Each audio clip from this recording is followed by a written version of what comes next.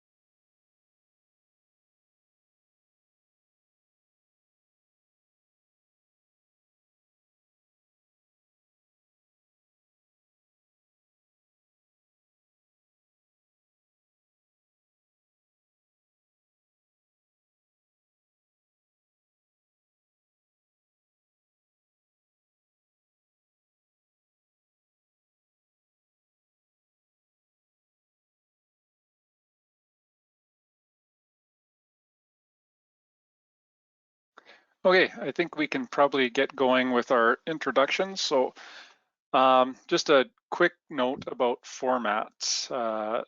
Geoff is going to do the presentation, but we're going to hold questions as we normally do to the end. As they come up, you're welcome. There is a question feature in the webinar where you can type your questions in as we go. And then at the end of the presentation, we'll kind of, depending on how many questions there are, we'll take them all or pick through them and get to as many as we can. But now I will call on Bogdan Romaniuk from UCPBA Calgary to introduce Geoff. Thanks very much, John. Good evening, everyone. My name is Bogdan Romaniuk, Don to my English friends. I'm the immediate past president of UCPBA and will be introducing Geoff Clark, our guest speaker for this evening's event. Before I do so, however, I have 2 preliminary matters I'd like to quickly cover. First, by way of full disclosure, I'm chairman of the board of Acceleware, the company Geoff will be speaking about this evening, and have served as board chair since Acceleware became a publicly traded company about 15, 16 years ago. But more important, I'd like to remind our members of the special relationship that exists between Acceleware and the Ukrainian Canadian Professional and Business Association. Acceleware was founded by Sean Krakiwski, one of our members, while he was still a graduate student at the U of C in engineering. And the company's co-founder was Michael Okoniewski, one of his professors at U of C. Michael, by the way, continues to serve as Chief Scientific Officer for the company and is personally responsible for filing well over 30 patents for Acceleware, which are in different stages of being granted or still pending approval as we speak. After serving as CEO for several years, Sean went on to form another very successful company, Nanalysis Scientific Corp., which only quite recently also became publicly traded. Acceleware itself became a public company through a reverse takeover by Capital Pool Corp, or CPC, named Poseidon Capital, that several members of our association founded in 2005. Besides myself, early investors in Acceleware included UCPBA members such as Peter Nebedyuk, Don Verdonk, Jim Ludzik, Miran Hleva, Ivan Markio, and many others, including a great number of friends and family. I think it would be very fair to say that the financial incubation of Acceleware owes a great deal to members of our association. The second preliminary matter I wanted to touch upon relates to the backgrounds of speakers we've showcased to our members over the years, in fact, over many decades. In most cases, this being the Ukrainian Canadian Professional and Business Association, our speakers have been self-evidently of Ukrainian background. Some, of course, have not. But what is most surprising is how many of our speakers who did not appear to be of Ukrainian background turned out to be very much a part of our broader community. One of the litmus tests we've found to work very well in discovering those with a Ukrainian background is a remarkably simple one. Do you have a baba? If you can say, yes, I have a baba, or babusia if you like, chances are you're Ukrainian. But there are other tests, and I use that term very loosely, very informally, and very colloquially. Take tonight's speaker, Geoff Clark. Clark, that's not a very Ukrainian sounding name. But Geoff has a wife, and I should mention just one, by the way. Her name is Laura, and Laura's mom's maiden name is Marushchak, a very Ukrainian name. So for those of you who in pre-pandemic times attended St. Stephen's regularly, you would very likely see Geoff and Laura at church from time to time. But in Geoff's case, his connections go even deeper. His mom is Romanian. But here's the thing. She was born in Bukovina, a province that is very much a part of Ukraine. In fact, Geoff's mom settled in the village of Boyan in east central Alberta, the oldest Romanian settlement in Canada. The vast majority of the initial residents of Boyan came from a village of the same name in Bukovina. Now, according to Geoff, Boyan was an island in a sea of Ukrainian immigrants in that part of Alberta for a good part of the last century. And to cap things off, Geoff has an aunt who was born in Chandro, Alberta, and her maiden name is Horlak, Havrylak. Sounds to me that Geoff has a pretty credible case for at least honorary Ukrainian status. Now let's turn to Geoff's professional credentials, which are pretty impressive as well. Geoff holds a Master of Business Admin degree from the University of Western Ontario and a Bachelor's of Science degree in Electrical and Computer Engineering from the University of Calgary. When Geoff joined Acceleware as its new CEO some 12 years ago, he brought with him a range of skill sets and experiences spanning industries as challenging and complex and diverse as magnetic levitation systems, internet services, environmental services, and oil and gas. His roles in those various enterprises, which included both private and public companies, ranged from general management to senior responsibilities in finance and technology. Geoff has been instrumental in completing various large-scale commercial projects, including directing new operational initiatives, mergers and acquisitions, and corporate finance activities such as capital raising, share buybacks, and corporate restructurings. Geoff, as I mentioned earlier, is married to Laura, and they have two grown kids.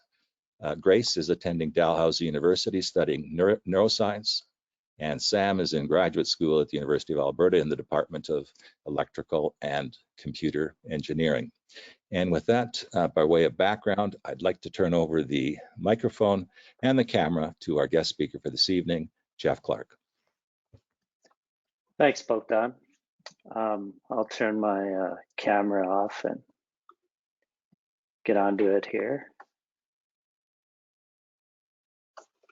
Hopefully, Don, you can confirm you can still see that? Yes, I can. Okay, so as Don mentioned, we are a publicly traded company, so AX is listed, or Acceleware is listed on the venture exchange of the TSX and under the symbol AXE. And this presentation, therefore, will have forward-looking information, and so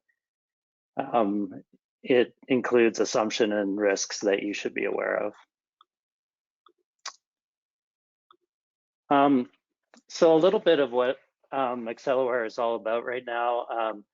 Basically, what we're trying to do is make an alternative heavy oil and oil sands production technique that will result in reduced costs for producers, but more importantly, big environmental wins. And the big environmental wins come from the fact that we are going to eliminate the use of water in production of heavy oil and oil sands. So if you can imagine what you could do if you got rid of oil or if you got rid of water in the production of oil, what could happen? I think most of you are aware that most of the oil sands is produced in Alberta using an in situ technique called steam assist gravity drainage. And what that does is it creates steam at the surface, pumps it down into a reservoir, uses that heat from that steam to reduce the viscosity of the oil sands, allowing it to flow into a producer well and then pump to the surface. Of course, when you produce that bitumen at the surface, you're also producing a lot of the condensed steam as water. You need to clean up that water, treat it, add makeup water to it, make more steam, and pump that down. So if you could eliminate that whole cycle of creating steam, treating water, disposing of it, you could really improve the environmental performance. And that's really what the idea was. What if you could eliminate that water? And the way we eliminate the water is we drill 2 wells, just like in SAGD. One of these wells, here on the top in this picture, is an antenna well that radiates electromagnetic energy in the radio frequency spectrum into the formation. And just like a microwave oven, it heats the water that's already in that formation, creates steam in situ, and reduces the viscosity of the oil, and then you produce it from the producer well just like you would in SAGD. But you don't inject any water, you don't inject any steam, so you're really removing that use of water. So when you think about that, what are the environmental benefits? So you don't use water, so you have no fresh water use, but also you could, this is an electrically driven process. So you could use renewable energy to produce that electricity that fires this system. So you can greatly reduce greenhouse gas emissions. And finally, since you don't have a big water treatment facility and steam generation plant, you're really reducing the amount of land that is required for a typical oil sands operation. So when we talk about the advantages for oil sands and heavy oil producers, we talk about really 3 opportunities for producers. We have a compelling ESG opportunity, and ESG, as you know, is environmental, social, and governance. And as I mentioned, that comes from the fact that we use no fresh water. We can reduce the greenhouse gas emissions ranging from 25 to 100%. And I'll go into that a little bit more, but this system is as green as the electricity that you power it with. So if you power it with today's grid, like today's Alberta grid, you get at least 25% reduction. If you power it with 100% renewable energy, you'll have 100% reduction in greenhouse gas emissions. We have a smaller footprint because we have less surface facilities required. And then, so that should be enough for any producer, but we're going to give you another win by reducing your operating cost. And the operating cost reduction comes from the fact that this is way more efficient than SAGD. We estimate about 40 to 60%. And if that wasn't enough, we're also going to lower the capital costs of the facility required. And that comes from the fact that we don't have this massive steam plant, water treatment plant, circulation facilities, etc. So that's sort of our value proposition for producers.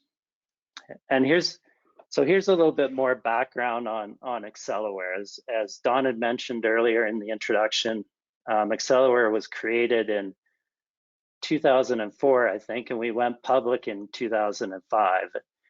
The initial founders of the company, as he mentioned, were 2 professors, Dr. Okanewski, who is still our chief scientist, 2 graduate students, one of which is Sean Krakuski that he mentioned, But also it's worth noting that the other grad student was Ryan Schneider, who is now the CEO of a major Calgary success story called Computer Modeling Group. So Acceleware and the fact that it started with this Ukrainian community has really spawned some really interesting companies. So in 2005, we started as a software company, and what we did was we discovered a way to make computational software much more efficient. And how we did that was we applied the processing power of a graphics processing unit instead of a CPU to do routine mathematical calculations. But since the GPU had so much processing power, you could do that calculation in parallel much faster. So how do we pivot from a software company to doing oil sands hardware? That's an interesting story. In 2010, between 2005 and 2010, we were quite successful in marketing GPU accelerated electromagnetic simulation software. And so that's a software that cell phone companies or magnetic imaging companies and the like use to really simulate how radio waves travel through various media. And really, Acceleware software was one of the best out there.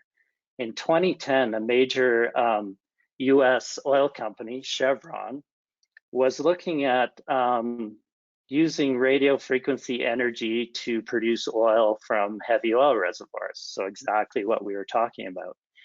And they said, we had tried it a few times in the past, several decades ago, but it always ended in failures.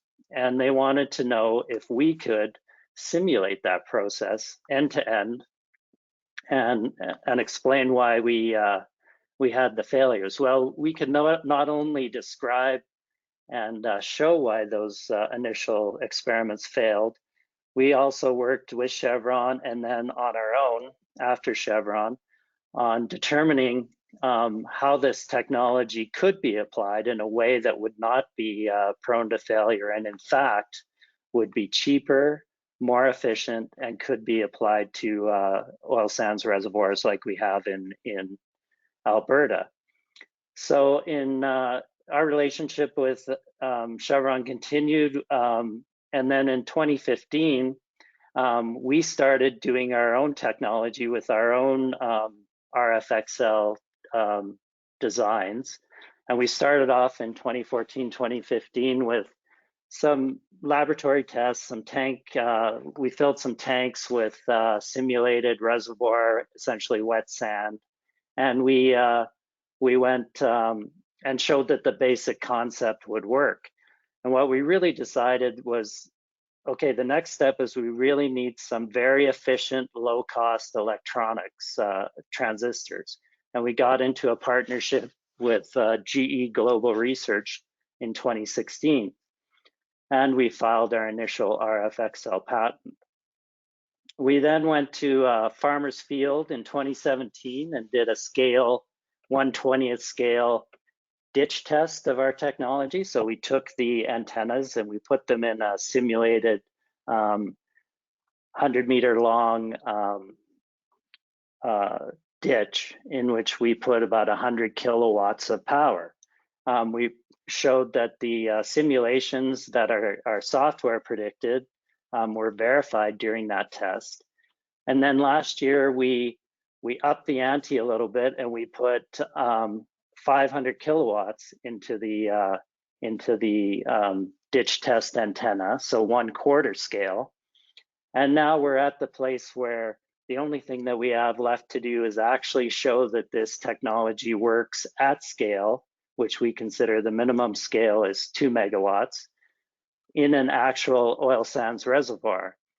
And so we signed a deal with Broadview Energy last year to test the concept at its Marwayne facility, our Marwayne asset, which is just northwest of Lloydminster in the Cold Lake oil sands region. And it's actually a really interesting place to do this test, and I'll explain a little bit later. But essentially, we're now at the place where we are assembling all the material for the test. We're about to drill some wells to deploy the electronics and test it out later on this year. So a little bit more about the why we're testing it at the Marwayne asset with Broadview Energy. There's a lot of really unique benefits about this location. It has all-weather access, so we don't have to build any roads. It's got a really close proximity to Lloydminster, where there's all sorts of key services and trades that we're going to need. It's got heavy oil in it, although it's in an oil sands region. It has heavy oil actually in it, so that allows us to show that this technology not only works with oil sands, but also with heavy oil. And heavy oil could be just as an important an application for us. There's heavy oil all over Alberta and Saskatchewan as well, and all over the world. So they we're able to test here at Marwayne, and then we have an option to do another test. We already have all of the Alberta Energy Regulator approvals, and we're ready to go.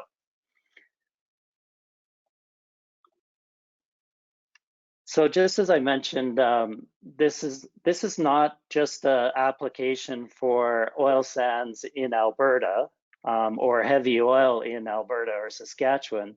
There is heavy oil around the world. So one of the really big targets for us is California. California is not allowing any more steam injection, and they still have lots of heavy oil that's yet to be produced. So we could come in with a renewable powered RFXL system and allow California to produce its remaining oil.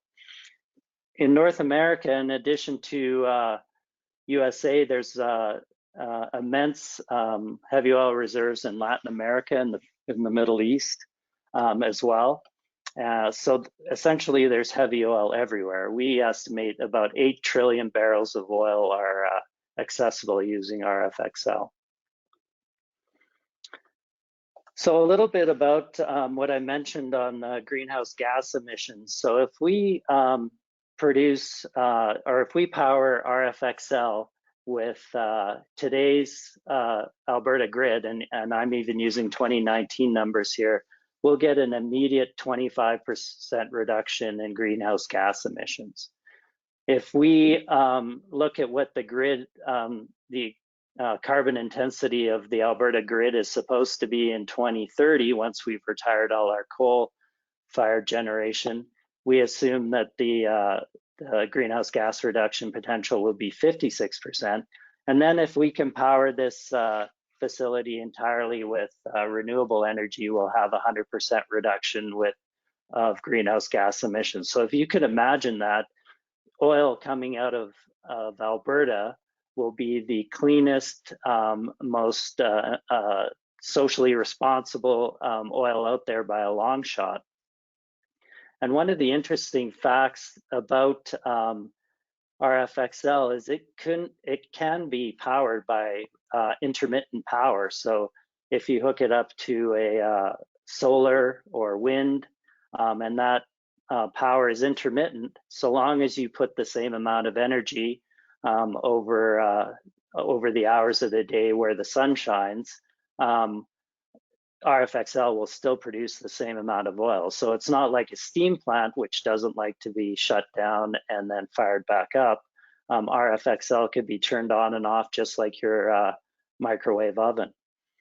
So in addition to the greenhouse gas emission reductions, we don't use any external water, and we have much less land use, as I mentioned before. Some of the alternatives to SAGD that are being investigated now involve the injection of solvent. And although they are interesting from the point of GHG reduction, they are still quite expensive in terms of CapEx and OpEx. So we believe we have an advantage to even the solvent injections that also might have lower GHG emissions. So if the environmental benefit wasn't enough, we can offer operators really compelling economics. And one of the biggest things is reduction in capital costs. And one metric that people use for capital costs is how much initial capital do I have to invest to get a barrel of flowing oil? So like how many thousands of dollars per barrel per day? And that metric currently for SAGD is probably around 40,000. Let's call it $36,000 per barrel per day. We think RFXL could be half of that, $18,000. And the reduction there really comes from the fact that you're not building a big steam and water treatment plant. In addition, because you don't have this big water and steam treatment plant, you don't have the operating costs required to run that facility. When we look at the fuel cost of a SAGD facility, which is natural gas, it's about $6.50 currently, say on average for Alberta. We think with RFXL, if you hook this up to today's grid, you could pay a similar amount for the electricity, about $8.20. But where this technology really shines on the operating cost side is you can get the non-fuel OPEX, that is the cost to run your facility, the labor, the associated chemicals, that type of stuff. You could dramatically reduce that by about 75%. So when you talk about your overall operating costs in terms of dollars per barrel, you're going to go from about $20 to about $12.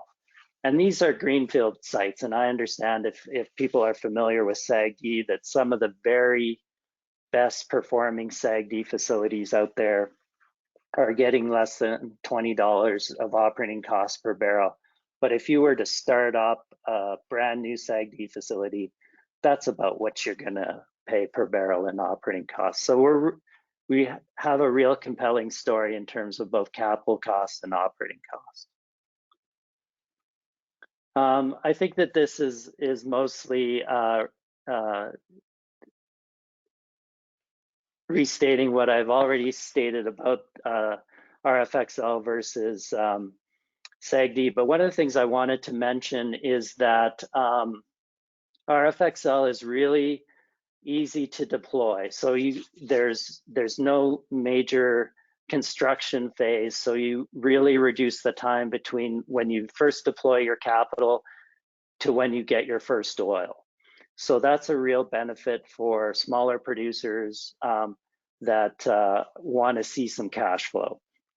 The second thing that's really important with RFXL is you could deploy RFXL one well at a time and have the same economic benefit that you would have if you did a major 10,000 barrel per day plus plant.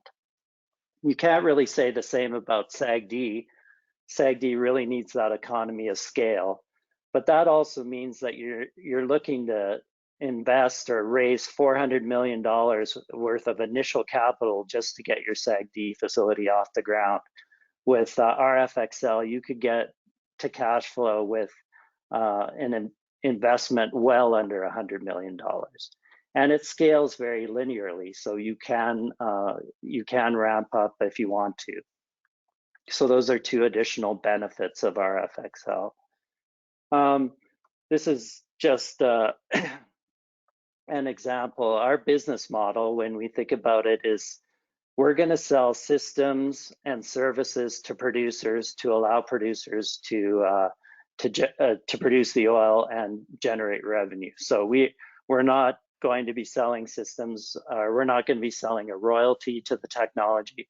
We want to sell equipment and then service that equipment over time.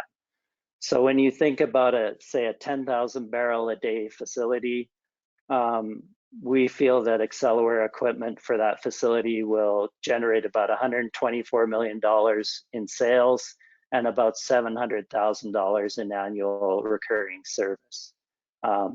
when you think about that in terms of how much a producer is going to pay us per barrel over the lifetime of their project, it's about $1.13 in capital and another 18 cents per barrel in recurring service. So it's really a cost-effective way for producers to produce this oil. When we look at some of these metrics, as I mentioned before, we think that one of the initial applications of RFXL will be in heavy oil versus oil sands. And the reason for that is these numbers are even more compelling in heavy oil.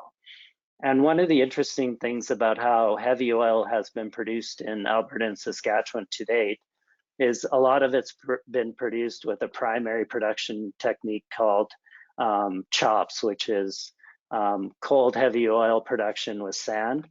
And what that does is it's just a way for producers to produce the oil, but the problem with it is it's only good for producing the first 5% of any resource. The other 95% is left in the ground with no way to produce it.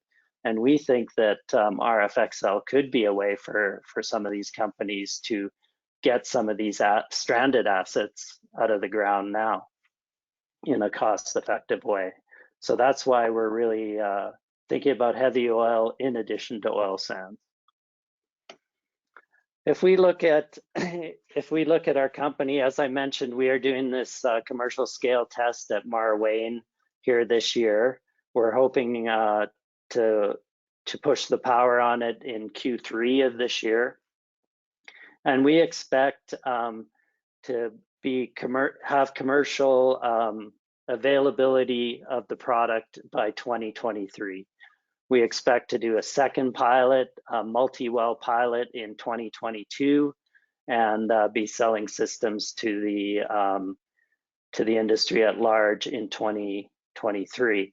We really feel that if this industry is going to make a significant impact on its environmental performance, it really needs to start deploying game-changing technologies like ours and quickly. If you look at our company, as I mentioned, our company is trading under the AXE symbol at TSXV. Recent share price 34.5 cents. We have a very large participation of management in the ownership structure, so we're all incented to make this company work. So we talked a little bit about the ESG angle of our product itself, but Acceleware as a company is also highly committed to ESG as an ideal. So we are an innovator of transformative clean technology. We believe that the environmental performance of the oil sands and heavy oil industry has to improve, and it has to improve in a more rapid pace than it's currently improving. So on the environmental side, we believe we contribute to reduce greenhouse gas emission intensity, also the reduced land use. But really, the biggest thing for us is eliminating water usage. And we think that water is a big deal. If you could eliminate water usage, greenhouse gas emission intensity would lower just as a matter of course.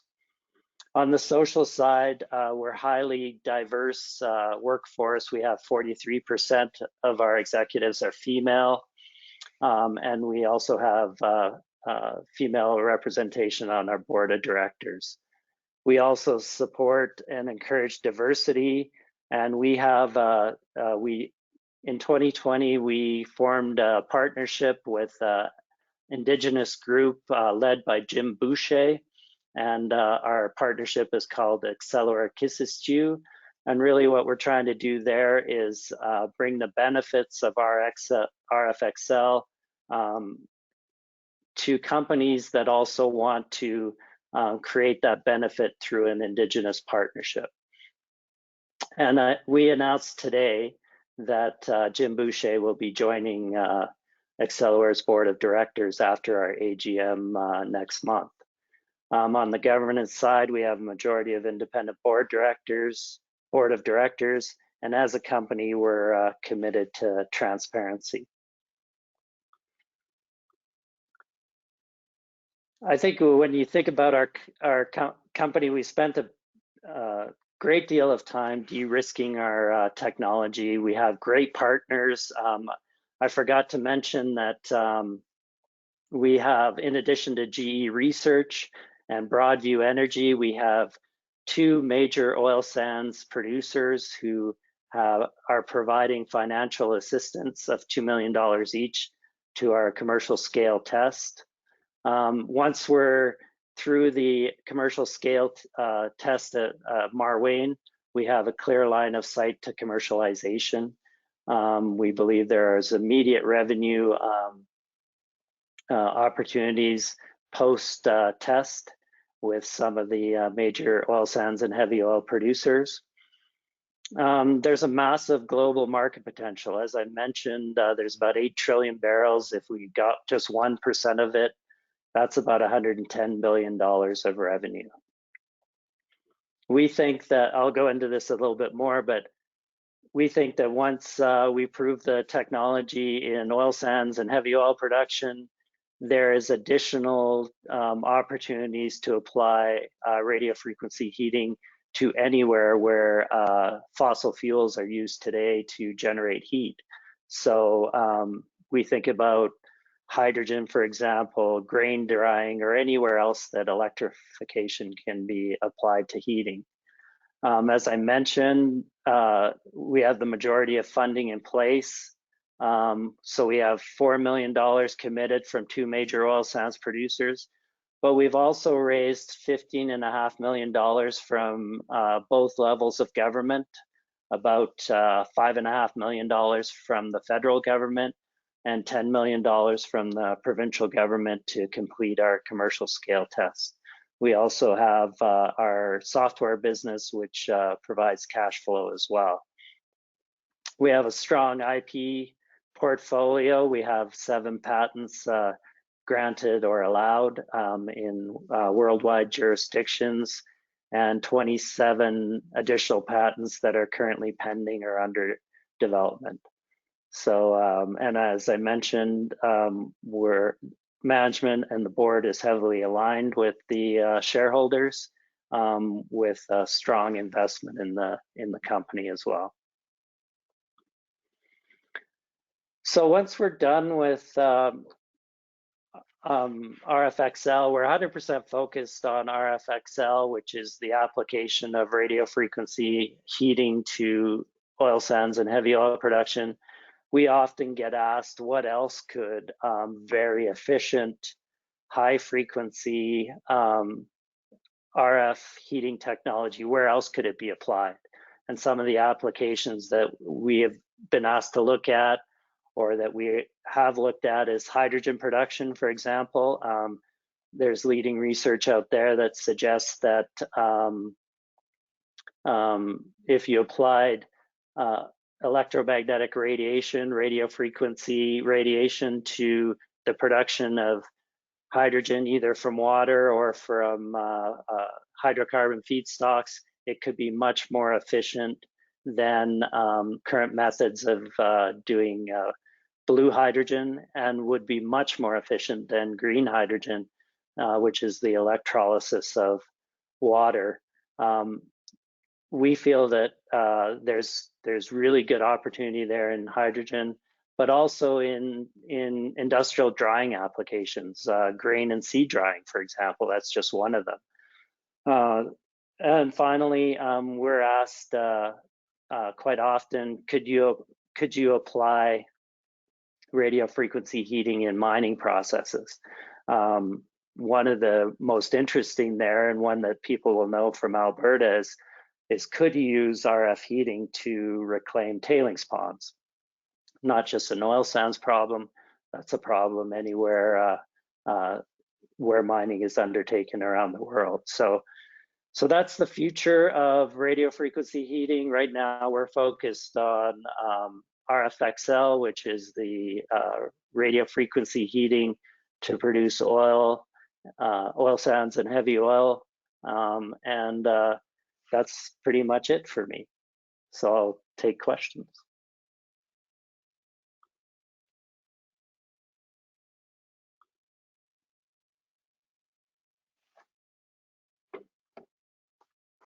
All right, that's my cue. Sorry about that, just trying to unmute myself. So we do have a few questions here, and feel free to keep banging them into the question section there. So Geoff, I'm not sure if you can see these, I'll read them to you, but concerning power costs, how much more will electricity cost with renewable electricity versus the Alberta grid power costs in 2019?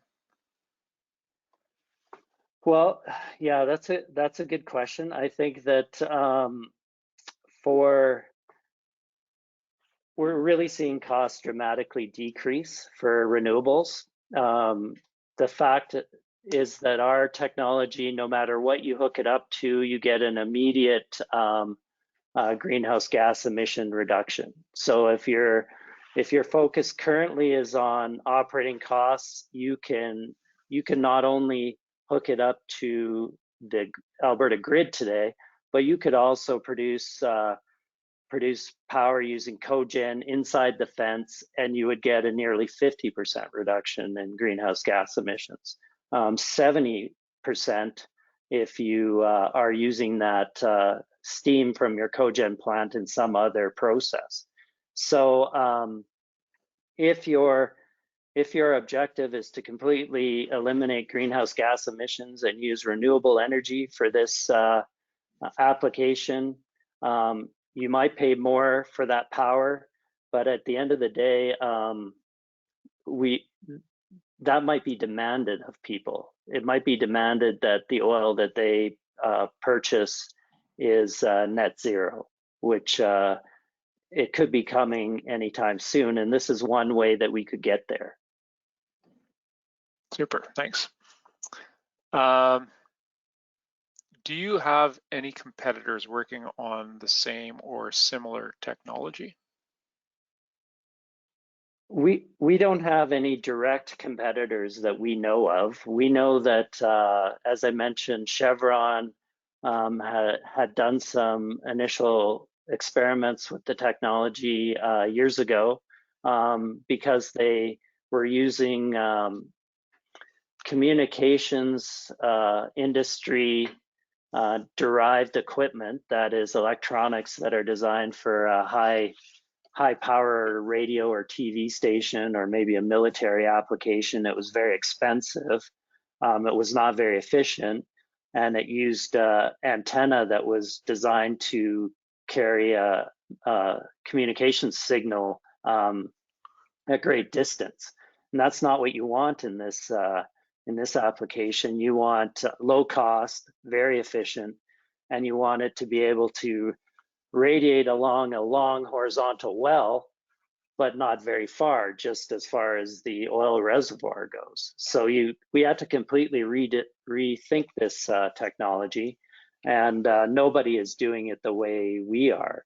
We have one competitor that is doing a similar radio frequency heating technology, but because they are using inefficient and expensive RF generation equipment and sort of a traditional, what we call a dipole antenna design, their technology needs to also inject a solvent into the reservoir to reduce the viscosity. And so not only are they not getting all of the benefits of radio frequency heating in the form of a reduced facility on the surface, they also have to create the solvent injection infrastructure. And then when they produce the oil, they also have to produce that solvent and recover it in order to re-inject it to get the same economics that we're getting. So we don't have a direct RF RF only competitor. We have one company that's doing an RF/solvent process that we think is less efficient and more costly. Okay, I think there's a couple related ones. I'm just going to kind of skip around here a bit. So how do you focus the microwave energy within the pay zone? So what we do is, I think if you recall the picture, and maybe actually I'll just go back to it.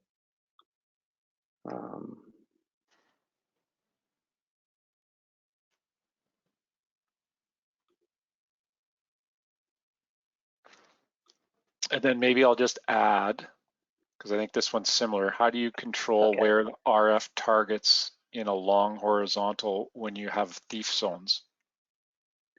Okay, that's a good question as well. Somebody familiar with the industry for sure. Okay, so if you look at this picture, hopefully everyone can still see it. Our RF heating well, the antenna well, is actually a long horizontal well, but it's multilateral. It has two parallel heating lines, and we call those the RF-XL transmission lines. And how this works, instead of a dipole antenna, we call this a lossy transmission line or leaky wave antenna.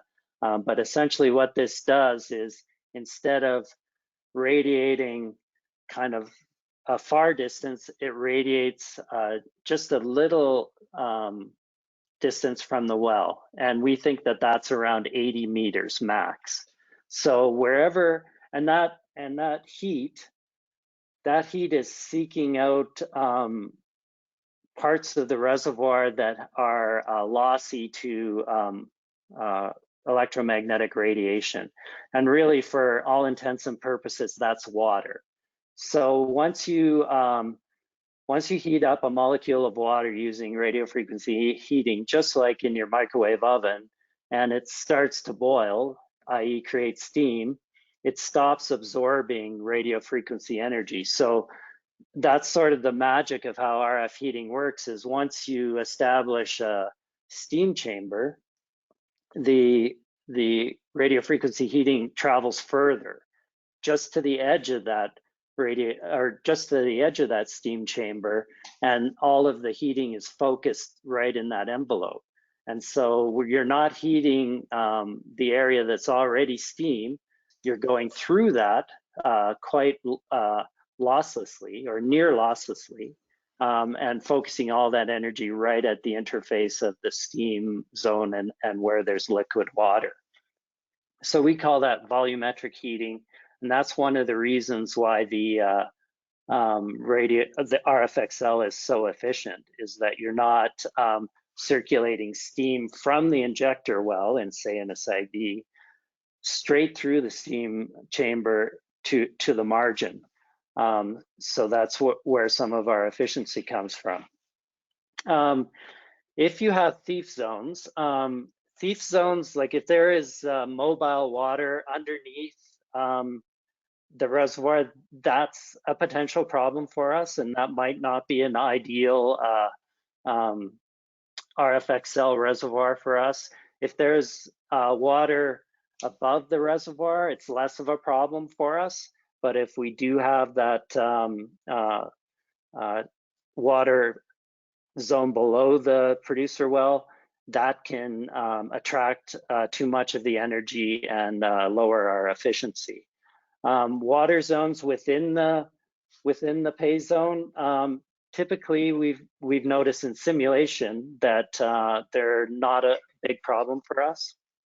One of the interesting things is that if you have heterogeneity, in the sense of there's shale layers or things like that, radio frequency will go right through that, because that, although it has some water in it, and the water will turn to steam just like any other part of the reservoir, once it becomes dry, the radio frequency energy will go right through that.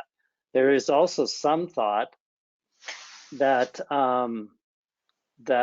the radio frequency energy can heat the water in those shale layers, break them apart, and increase the vertical permeability of that shale to allow the oil to drain through it. Again, we would have to test that in a real life reservoir to see if that's actually correct. But there is some indications in some preliminary experiments that we've done that might be the case. Super.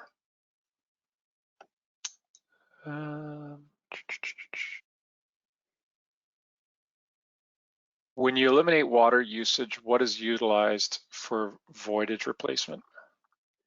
Yeah, it's also a question that we get quite a bit. We create steam in situ, so that steam is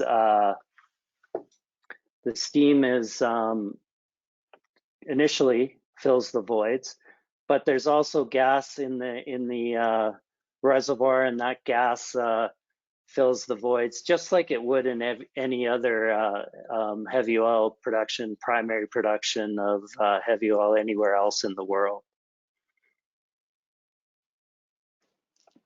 Okay. Here's this one goes back to the cost of renewables. So if the cost of power with a full renewable fleet could be 4 or 5 times higher than a 2009 Alberta base, won't that be a deal killer? I don't think the most recent purchase power agreements that have been signed for production of green power here in the province have shown that green power has maybe a 30% credit. If you think about what happens to your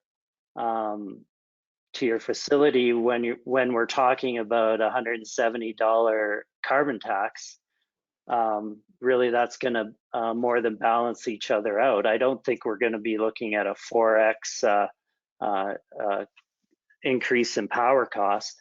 In fact, if you import green power from BC, the green power is even less cost, either $20 or $30 a megawatt hour more expensive.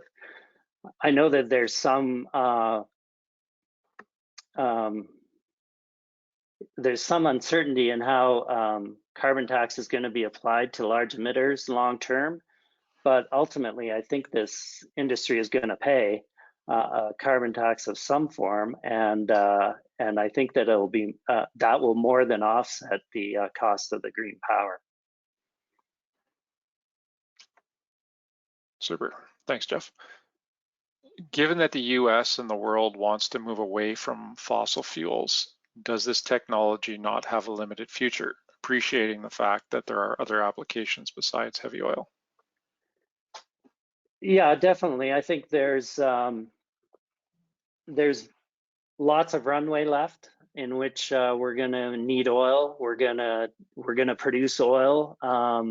We're going to produce oil from around the world, and if we can show that the last barrel of oil consumed is a barrel of heavy oil from Alberta, and it has the lowest carbon footprint, the lowest environmental footprint of any oil in the world, then that's what I'm after. I'm after us getting from where we are today, which is a huge dependence on fossil fuels, to sometime in the future not being dependent on fossil fuels, being at a net zero, but that's many years down the road. And we think that once you start electrifying processes like the production of heavy oil, you can pretty much electrify anything that requires heat. And that's sort of why we think our technology is transitional. It gets us from relying on oil that has a high carbon intensity to oil that has a lower carbon intensity to oil that has no carbon intensity in terms of its production. finally to a net zero world where we're using as little fossil fuels as we absolutely need to. All right, there's a few more here. Let's get some time.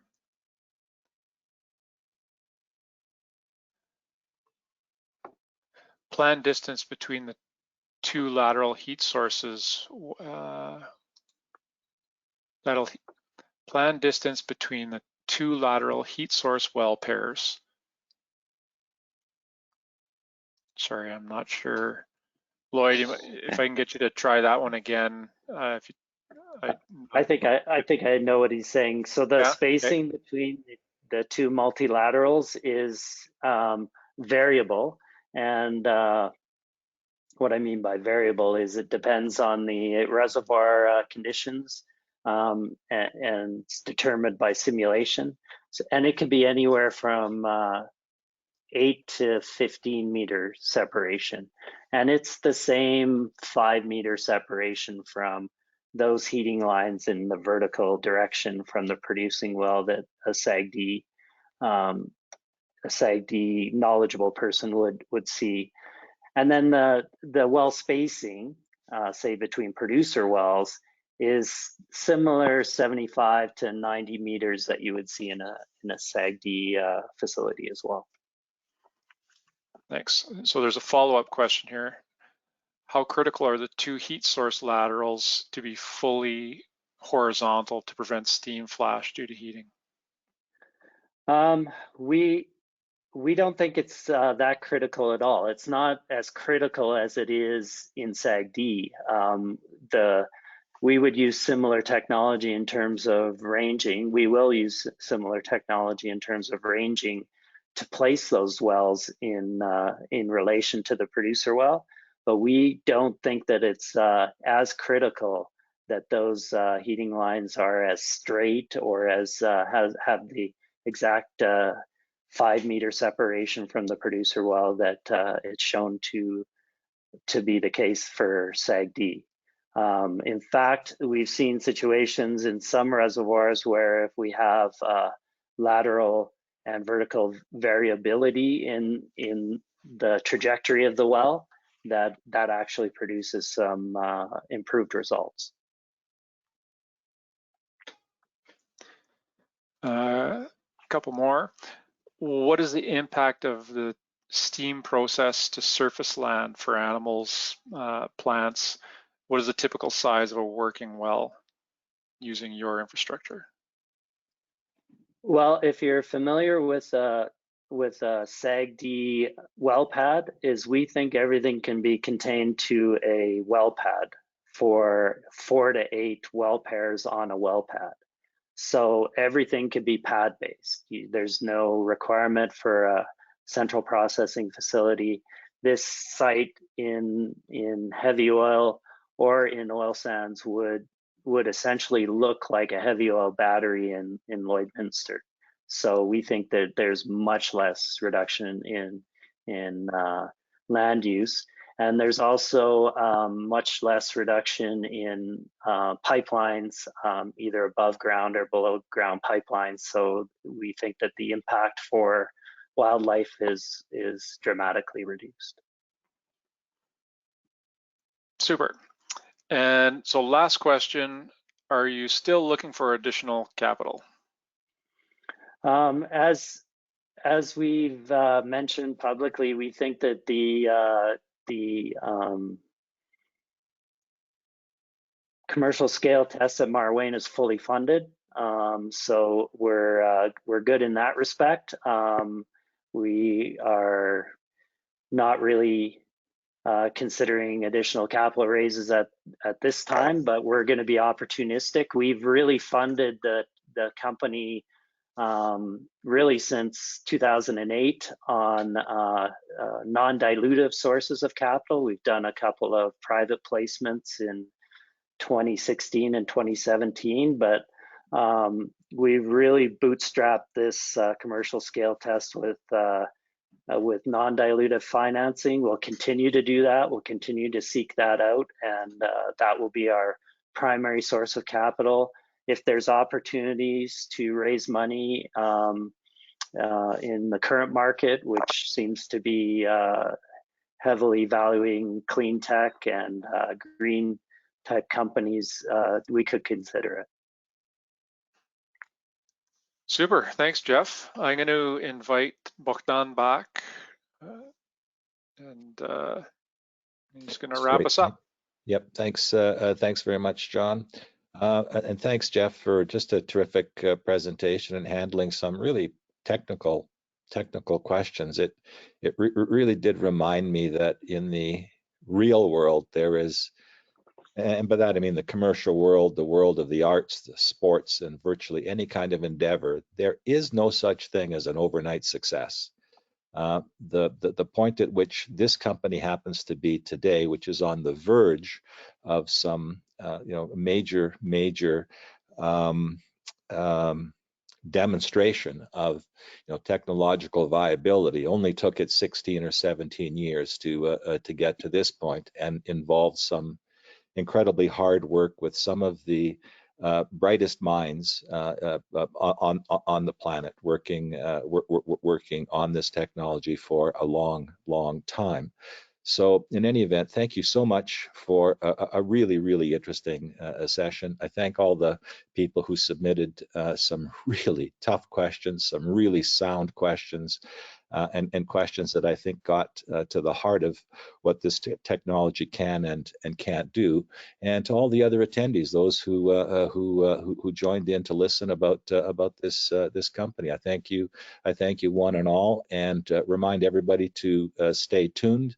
We've got another company we'll be looking at next month in May, and you'll see announcements about that ideally in the next week or so. So with that, I'm going to sign off. And John, anything else to add, or are we just about wrapped up there? No, I think that wraps us up. Thanks, everybody. Thanks, Geoff. Thanks, everyone, for attending. Thanks for having me. Terrific, and see you all. Anyone can follow up with me. Numbers here. Also, my actual personal email is jeff.clark@acceleware.com. If you have follow-up questions, I'll definitely take them and respond to them. And thanks for having me. Super. Thanks again, Geoff. Good night, everyone. Night.